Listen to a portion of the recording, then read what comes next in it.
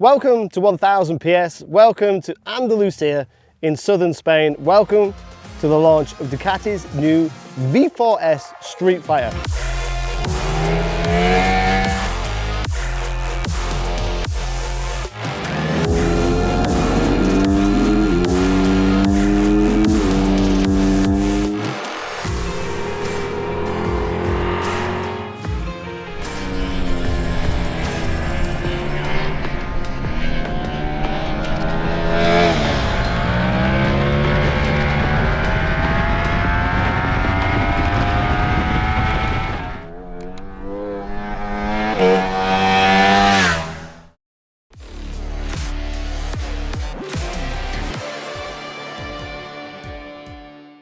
This is the premium S version with the semi-active Öhlins suspension. Now, if you remember that the Streetfighter is essentially the naked Panigale, and that's how it's been for many years. In the same way, many manufacturers build a naked version of their sports bike. But when they do that, it's kind of like a watered down version. It's not quite fully a sports bike without bodywork. But all that kind of changes with the new Streetfighter V4 S. Because Ducati have updated the Panigale. If you want to see reviews on that bike, follow some links below. And then what they've essentially done is got all the excellent qualities of the new Panigale and put them on the Streetfighter. So the wheelbase is the same. The double-sided swinging arm that is less weight and has different rigidity and different flex is the same. The frame, all aluminium, is the same as the Panigale. The only thing that's changed slightly is the rake, trail, and obviously the handlebar setup. But the lightweight wheels, the high pure Brembo brakes, the engine, performance and torque, same as the Panigale. This is no longer a slightly watered down version of the Panigale. This is just a Panigale with no bodywork. So what that means is power has gone up 6 horsepower at 215, if I remember rightly. And torque has increased. It's not quite the horsepower of the Panigale because it's got different air intakes, but this makes the Ducati Streetfighter the most powerful naked bike in this class. But it's not all about that awesome raw power of the Panigale. Ducati really pushed the electronic side of the new Panigale and they've transferred that over to the Streetfighter. So we have a huge amount of rider aids, performance aids, to keep us safe, to keep us on track, and the new DVO system. The DVO system, in very simple terms, is like having a second brain. So it predicts what might happen. It has virtual sensors. In a very simple way, Ducati have used years and years of racing and seen what Stoner has done, seen what Rossi's done, Bautista, all these racers, and now know what the bike, they predict what the bike will do, and the rider aids work accordingly. And they are constantly communicating with the other rider aids, like the slide control, the traction control, and the wheelie control. The suspension is separate. That is the new Öhlins semi-active EC3 suspension. That is the latest generation from Öhlins. So the DVO is not talking to the suspension, that's just talking to the rider aids. The suspension is entirely different, using a different system. That's all controlled by Öhlins. Another unique aspect that Ducati have carried over from the Panigale is the control braking system, whereby when I apply the front brake, it applies the back brake depending on which mode I've selected. It even holds a little bit of back brake as you turn into the corner. So what that means is we've got arguably the most advanced, the most powerful and most desirable naked bike on the market, with power that actually passes some superbikes now. This is incredible power to have in a naked chassis, and in theory it should be now manageable because we've got those rider aids and rider modes. Fortunately, or luckily, I know Andalusia very well, so I can start straight off the bat. Went into the standard sport mode, left the suspension in semi-active. In sport mode you've got kind of quite substantial rider aids to keep you safe, to keep you on track. Immediately you can feel those working. When you come over the crest, you can feel the wheelie control. You can feel that the power is slightly limited in the lower gears because you've got medium power. You feel like you're in control of the bike until you get into like 3rd, 4th and 5th, which you do on the back straight, and then you're reminded of how much power this thing has got. It is vicious in the top end. But when you're in that medium power, it's more controlled in the bottom and it kind of progresses up. Then as we've progressed through the day, we've changed and played with the modes. I went into race and went into the full power. In race and full power, you feel very much a transformation in the chassis, in the handling, and the way it steers.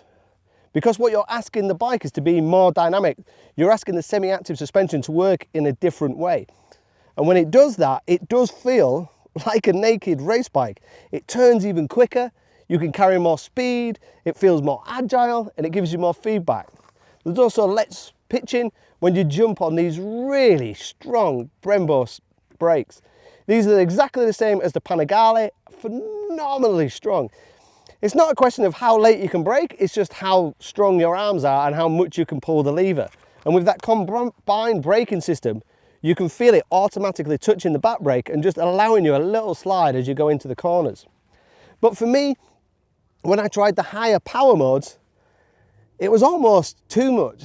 Andalusia is a really physical track, and on a naked bike with this much power, I actually preferred to have the rider aids and the suspension in a race mode, but then pulled the power down a little bit. When I went to full power, I was having to short shift between third and fourth, and I couldn't use 100% throttle. And because I'm having to short shift, I'm not using the bike to its potential. But when I was in medium power, I felt more comfortable, didn't have to short shift as much, and I just had that little bit more time to get on the correct line. I had that little bit more time to choose my brake marker and enjoy the day. At the end of the day, this is a motorcycle launch in perfect conditions. This is not a race. So I wanted to enjoy the day. So for me, it was nice to pull that power back a little bit. Again, you can trim and play with the rider aids. For obvious immature reasons, I turned off the wheelie control and it just wheelies effortlessly, as you would expect. Bear in mind, we have got these new huge wings, which are new for 2025. What is outstanding about this bike for me is that it is essentially a naked superbike. We've ridden the Panigale in Vallelunga, in the dry and in the wet. I've ridden it extensively and I was so impressed by the stability, the new chassis, the flex, the feel, the rider aids and the electronics. But what Ducati haven't done is diluted any of that or given us a short change Streetfighter that's a slightly lesser Panigale. It's got that feel, it's got that flex, it's got that one-to-one connection despite having semi-active suspension. I can feel the grip, I can feel what's happening. It feels more stable, it feels more predictable than it ever has been. At the end of the back straight, when you're absolutely singing in fifth gear, when you hit the brakes, it's incredibly stable for a naked bike. Generally speaking, naked powerful bikes get a little bit carried away and a little bit flighty, but that's not the case with the V4 S. Some of that is down to the rider aids, some of that is down to the huge wings, and some of that is down to the chassis setup. But an incredible bike to ride really fast. And as I say, it's not really a diluted Panigale anymore. It is just a Panigale with no bodywork. In terms of downsizes, there's only one, and it's the same downsize we have every time we ride a big Panigale, Streetfighter, or any Ducati, and that's the price. In the UK, it's going to be just shy of £25,000 for the S version. But for the S version, for that £25,000, you've got the daddy. You haven't really got anything that comes close. BMW have got the M1000R, but it's not as powerful, it's not as torquey, it's not as strong as this. This is the top trumps card. This is the daddy of this class. And what makes it interesting for me is that you can ride it, anybody can ride it. You can ride it in the standard sport mode, you can trim it down to a road mode, you can trim it to a wet mode, you can play with the suspension by just simply selecting different modes electronically. It's very simple to set up, it's very easy to ride at a relatively brisk pace, but then for more expert riders, they can really put the hammer down and make full use of this power. I didn't actually try the actual full power mode that has no restriction in the lower gears because it would just be so physically vicious. To get the most out of this bike, to really push it to its extreme limits, then you need to be at race level. It demands respect, it is incredibly quick. On a track day, you could easily give a sports bike a run for its money. There's only like the M1000 RR, the new Fireblade SP, and obviously the Panigale that's going to be quicker and faster around a track than this. It's now, in my mind, quicker than probably a GSX-R 1000, an R1, a ZX-10. It is that fast in a naked chassis. Obviously, we've not had the opportunity to ride it on the road. That's going to be interesting because the EC3 suspension has got huge parameters. So it should be able to work as a race bike on the road, fitted with slicks in perfect conditions, but it should also work on the road when it's set in the road mode and suspension goes into comfort, and it should be nice and soft and plush. There's even a system where if the bike detects that you've done nothing and you're cruising on the motorway, it will alter the suspension to make it softer. And Ducati tell us that the seat is thicker, it's plusher, it's comfier. I guess we need to do that. We need to put it on the road. But it would be a little bit short-changed if we rode this on the road. This belongs on the track. This belongs to be scary. This belongs to be frighteningly fast, and it is almost in those ways. When you dial it into full power, when you reduce those rider aids, when you turn off the wheelie control, it is an animal, and that's what you want from the top trump card. That's what you want from the big boy of this class. You want a bike to give you a workout, you want a bike to make you smile, but you want it to be a little bit edgy.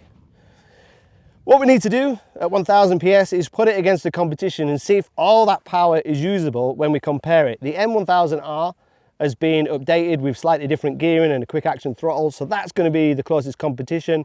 I think bikes like the new 1200 RS from Triumph for the Tuono, they're 25-30 horsepower down, easier to ride, but when it comes to lap times, I don't think they're going to be close. And maybe the MV with just over 200 horsepower could be tapping on the door. But for me, this is the king daddy of the naked class. But only the stopwatch and a group test will tell us for sure.